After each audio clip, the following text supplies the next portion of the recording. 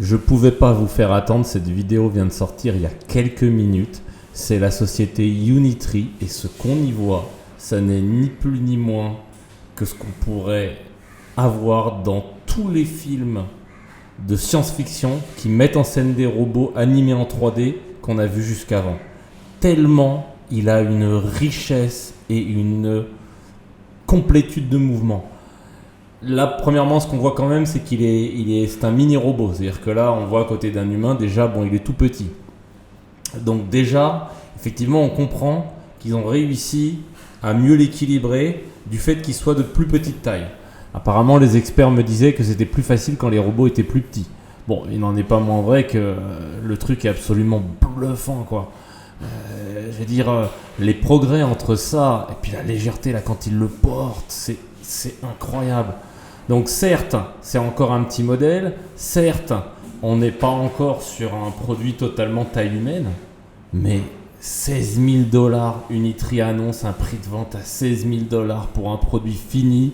Tu peux le replier sur toi, il fait une taille enfant en fait. Et alors on notera là le truc, on voit qu'il a 3 pinces. Je vous passe la vidéo, c'est la première fois que je la vois, hein. Je ne l'ai même pas prévisualisée avant de vous la montrer, hein. Je lis les informations, je suis comme vous, je découvre. Là franchement, moi clairement ce truc là je vais en commander un, quoi. C'est pas possible autrement. Je vais vous la repasser parce que...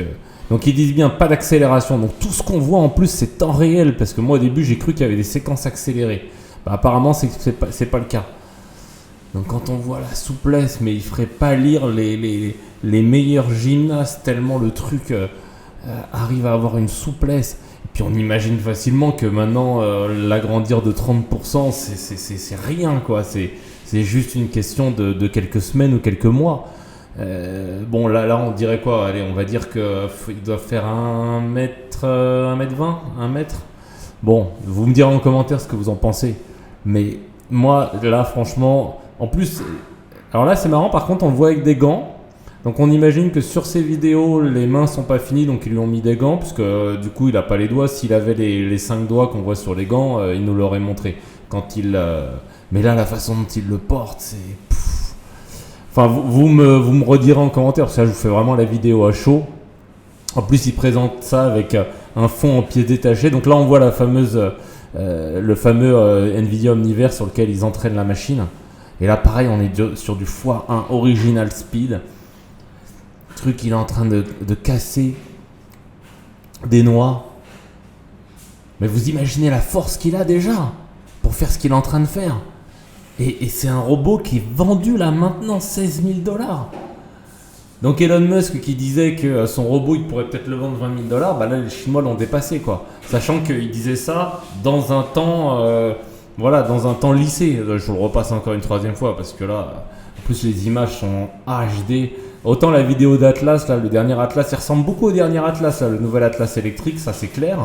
Mais le truc, c'est qu'ils n'ont pas dû se copier, parce qu'ils n'ont pas pu sortir ça depuis à peine une semaine qu'est sortie la vidéo Atlas. Enfin, ça fait 2 semaines. Donc clairement, ils étaient en train de bosser sur le même esprit, c'est-à-dire le même genre de robot. Et là, vous voyez, c'est que ce qu'ils appellent des joints. C'est-à-dire les moteurs en fait sont des moteurs qui pivotent, en fait, ce sont des moteurs rotatifs mais pas tournés à grande vitesse, un peu comme des servomoteurs en fait, mais qui ont une puissance phénoménale. Par contre au niveau des pieds, là je dirais qu'on voit une tringle qui dépasse pour manipuler le pied. Alors on ne sait pas s'il y a un vérin qui est derrière. En tout cas les articulations là, vous voyez, ça lui donne une souplesse, mais enfin le truc est incroyable, quoi. 35 kg, voilà, on a le poids 35 kg. Je vais l'ajouter dans mon tableau de robot là, mais je voulais vous faire déjà cette vidéo juste pour vous présenter à chaud. Donc Unitree, hein, qui actuellement faisait donc le robot qui court le plus vite là, à peu près à 15 km/h, et qui a un robot chien aussi qui est magnifique, qui a un énorme succès. J'ai l'impression que cette société, qui en plus, contrairement à Boston Dynamics, contrairement à Tesla, fait pas autant parler d'elle, mais elle est clairement sous-cotée, parce que là, clairement, ce qu'ils viennent de faire, là, au moment où j'enregistre la vidéo, là, ça va faire quelques minutes là qu'elle est sortie. Je regarde le nombre de vues, c'est à peine une centaine, donc on n'est clairement pas sur une vidéo qui explose comme les vidéos Boston Dynamics. 4e coup. Là on peut admirer un petit peu ce qu'il y a au fond. Là on voit les articulations, On reconnaît notamment ce qu'ils ont sur leur robot chien, là, les pattes. Après, tout un tas de pièces détachées. Mais sur ce robot, ils avaient une sorte de visage similaire. On voit une espèce de caméra d'ailleurs qui a l'air d'être une caméra à 360 degrés. Je ne sais pas si vous confirmez que cette espèce de demi-sphère sous le cerveau. Enfin, on pourrait dire la boîte, pas la boîte crânienne, mais vous voyez la partie où il y aurait normalement le cerveau humain. Il y a cette espèce de sphère. Alors dites-moi en commentaire si vous pensez comme moi que c'est une espèce de caméra lidar ou quelque chose qui tourne à 360. En tout cas, clairement, il y a une espèce de Kinect, hein, vous voyez, sur la partie haute du visage. Donc clairement, il est articulé. Enfin, il est articulé, oui, ça c'est sûr, mais il a une vision par ses caméras. Moi, je suis là. En plus, je reçois beaucoup de commentaires de gens qui continuent de penser que c'est des images 3D, hein, tout ce qu'on voit, hein, que c'est pas réaliste. Donc là, clairement, le continent chinois, bon, les États-Unis sont un peu en retard, je trouve, par rapport à la Chine, mais bon, ça se joue à très peu. Mais là, on peut pas. Tout ça, c'est en vitesse x1. Hein. Quand on voit ça, on peut pas dire que la France est dans la course. Là. Clairement pas. Je veux dire, en France, on a les cerveaux, on a l'intelligence, on a l'ingénierie, on a tout pour produire ce que vous avez devant les yeux, mais aucune volonté. Et une des raisons, c'est peut-être ce défaitisme ambiant qui consiste à penser que le meilleur était dans le passé, alors que clairement, le meilleur est, à mon avis, à venir. Après, il faut maîtriser ces technologies et il faut plutôt être parmi ceux qui les maîtrisent que ceux qui, je dirais, on serait plus ou moins victime, c'est-à-dire perdraient leur travail, etc.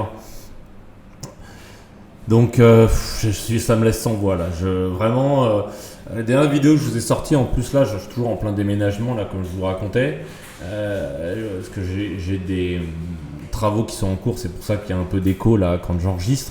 Mais là, pareil, l'histoire du coup de poing là qu'il lui donne. Bon, j'ai l'impression quand même que sans mentir, il a l'air de freiner un peu son coup de poing au moment où il le touche. Donc on va dire que c'est pas non plus le méga coup de poing. Hein. Voilà, on faut relativiser un tout petit peu. Mais bon, on peut pas relativiser grand chose quand on voit une prouesse technologique comme ça. Et puis le truc, on imagine deux bretelles et ça devient un sac à dos. Vous imaginez quand il a plus de batterie, vous le portez 34 kilos.